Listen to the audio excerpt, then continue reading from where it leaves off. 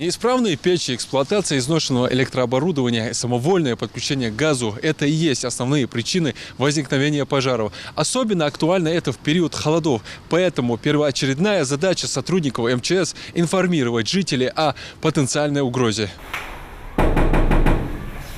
Постучавшись в дверь, сотрудники МЧС совместно с газовой службой и администрацией Магаса сразу направляются на кухню, где установлен отопительный котел. Здесь проживает семья Измайловых. Работники проверяют электропроводку и другие приборы, подключенные к газовым сетям, от которых может вспыхнуть пожар.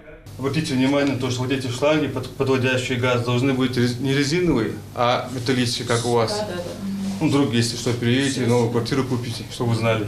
Этажом выше живет семья Албаковых. Хозяина квартиры беспокоит его неисправный котел. Отопительная установка греет только 2 комнаты, а кухня и другие помещения остаются холодными. Если котел забит, то в будущем его эксплуатация может привести к пожару. Сотрудники ВДПО, осмотрев отопительную систему квартиры, угрозу возгорания не обнаружили.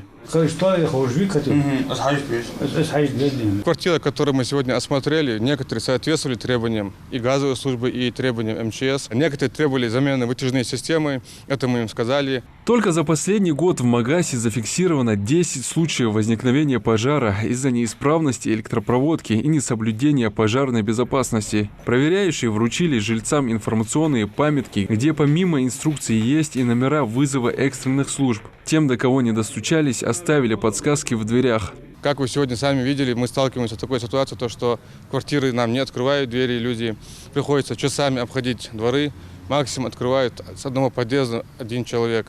И то нас порой не впускают.